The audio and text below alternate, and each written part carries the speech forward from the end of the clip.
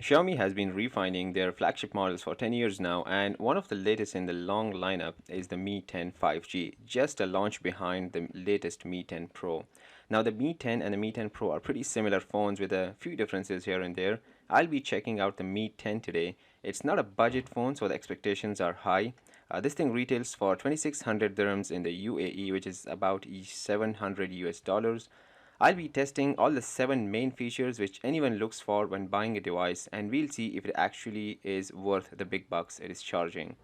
Inside the package, we have, as usual, the cardboard box containing the SIM tray pin, a clear silicone case for the phone, a 3.5 mm to USB-C audio jack adapter, and some user manuals.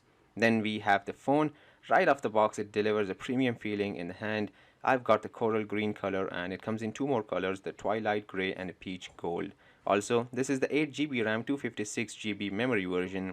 These are also available in different variants of 8 and 12 GB RAM and 128 and 256 GB memory. Finally, in the box we have a 30 watts fast charging brick and a USB-C cable. No headphones though. The phone's overall design definitely screams flagship. The back is absolutely flush and has a very prominent premium feeling. You can see the phone's dimensions on the screen right now, and it weighs 208 grams. We've got all the rear cameras here alongside the flash. On the bottom we have the speaker, a USB-C charging port, a microphone, and the SIM tray. It's an unusual spot for a SIM tray, I'll have to say. You'll notice the absence of a headphone jack, and that is why the adapter to USB-C is supplied along with it. The SIM tray holds one nano SIM, although they also have a dual SIM version, and no additional storage is supported, so you'll have to decide carefully which variant you want. Luckily, I think both the 128 and 256 GB should be sufficient for most users. On the side, we've got the power and volume buttons. On the top, we have another microphone for noise cancellation, an IR blaster, which is their staple, and another speaker. So they've got a dual speaker setup, which means the sound should be great, but we'll come to that soon. The back is curved near the edges, and so is the front screen, which bumps up the flagship and premium factor even further. The fingerprint sensor is an in-display type. It lights up when you raise or tap the screen, and the detection is spot on and quick. The unlock animation, however, could be more faster. Another neat feature is when you continue placing your finger after the phone is unlocked, you reach a shortcut to a browser or a QR code scanner. The punch hole front camera is located at the top left corner. The front and back has a Corning Gorilla Glass 5 protection, and the body frame is aluminum. With this, we can conclude that the overall design aspect is no short of a 2020 flagship phone. Now we move to the second thing, the display. It comes with a 6.67 inches Super AMOLED display, 89.8% screen to body ratio, and 19.5 to 9 aspect ratio, 1080 by 2340 pixels, Full HD Plus with HDR10 Plus standard support. In simple terms, it is a good looking display with lively colors and super deep blacks. The front camera fades into the shadows and is barely noticed when watching videos or playing games. There's no visible shadows near the edges, which is usually a concern when it comes to a lot of up-and-coming phones. On top of that, it has a 90Hz screen refresh rate, which makes using the phone, playing games, and watching videos a pleasure. The ones that support it, of course. So yeah, the display is one worthy of a flagship phone. The phone is running the latest MIUI 11 based on Android 10. I've used it on the Redmi 9S. It was wonderful, and it's the same here too. It moves fluently, has a contemporary feel, and the responses are snappy. Some features that are not unique but worth mentioning are gesture controls. I think we all should be grateful to Apple for coming up with these. Makes one-handed use very easy. You've got a dedicated space for fetching wallpapers and themes directly from Xiaomi, which you can directly apply from here. You don't need to download them like third-party apps. And their collection is large and high quality. And finally, we have a Game Boost, a dedicated piece of software which will enhance your gaming experience. I'll show it to you in detail when we come to gameplay. The UI is fantastic, sufficient, and comprehensive. Absolutely no complaints here. Now we come to the cameras. The Xiaomi Mi 10 sports some serious gear, and they've also been recognized by certain grading authorities for its cameras and speakers. We have from top to bottom the 2 megapixels depth sensor for portraits, the primary 108 megapixels camera. Below that we have the 2 megapixels macro lens, and finally the 13 megapixels ultra wide lens with a 123 degrees field of view. The 108 megapixel lens is truly impressive. When switched on, the pictures turn out amazing. The colors are more vibrant, the essentials of the pictures like shadows, highlights, and saturation are balanced. and the details are immaculate. Even moving objects captured unintentionally are not complete blurs. Even without the 108 megapixels mode switched on, the pictures turn out great. There's AI scene detection, which helps in some cases to take a better shot based on the scene. You can zoom in all the way up to 10x hybrid zoom, of course. It's surprising how the phone keeps its cool shooting at that zoom level and is still able to preserve most of the details.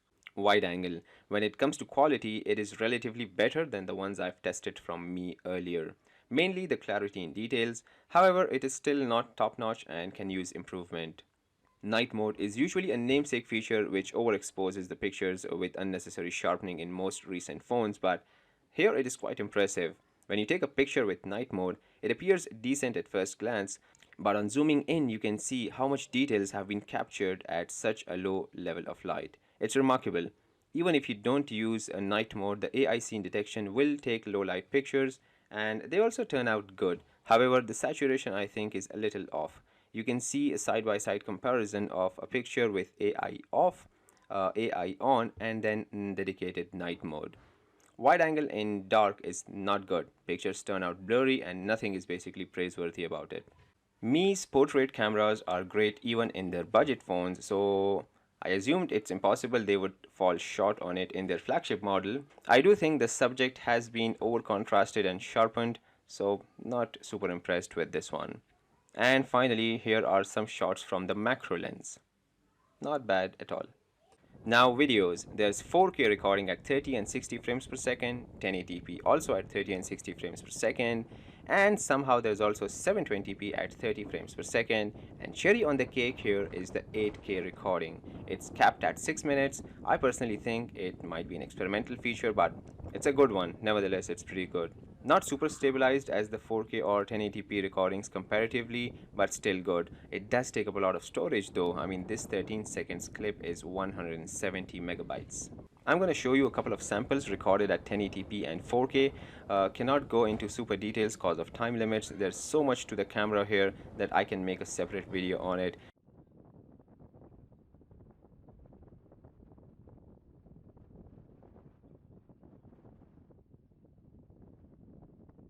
Just one quick nifty feature here is the vlog templates.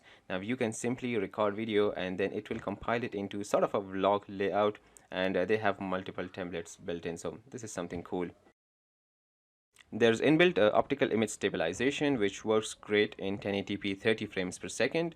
Anything above that and it is a downhill from there. Slow motion is only available at 120 frames per second, which is not that great because majority of the phones, even budget phones nowadays, are offering at least 240 frames per second. Finally, we move to the front camera. This little hole is 20 megapixels and is capable of recording videos at 30 frames per second. More importantly, it can take decent portraits. Xiaomi has stepped up in terms of processor by throwing in a Qualcomm Snapdragon 865 octa-core with an Adreno 650 GPU. I was slightly shocked to get a benchmark score of 583,500 because it's actually the highest in the list, beating the Rogue 2 gaming phone by a substantial score. However, I can't see some phones in the list which were here earlier, like the Samsung S20 Ultra, and even they were below the Mi 10. I don't understand how. Anyways, when it comes to performance, no doubt it is a showstopper. At high graphics settings, heavy games like PUBG, Call of Duty and Asphalt 9 run super smooth without any hiccups. As I mentioned earlier, there is a dedicated game boost which activates automatically when you launch a game. It helps you hold off notifications when playing, or even better, it allows you to access the apps like WhatsApp, Facebook, browser inside the game window itself without having to pause or leaving the game. I played a classic game of Call of Duty followed by a classic game of PUBG for 30 minutes each, straight 1 hour. And after this hour of torture, there was a slight rise in temperature but no noticeable throttling. Of course, credit has to be given to its VPC liquid cooling system. The haptic engine delivers synchronized feedback and the vibrations are very decent and not overdone. The battery inside is 4780 milliamp hours, which comes with 30 watts fast charging, whether it be wired or wireless. It took me an hour of 5 minutes to charge from 0 to 100 and lasts about a day and a half on average use. It also comes with reverse wireless charging, where you can charge another phone or accessory from it wirelessly simply by placing it on the back if the battery is more than 50%. It comes with a dual speaker setup and the sound is super loud and clear. No complaints here.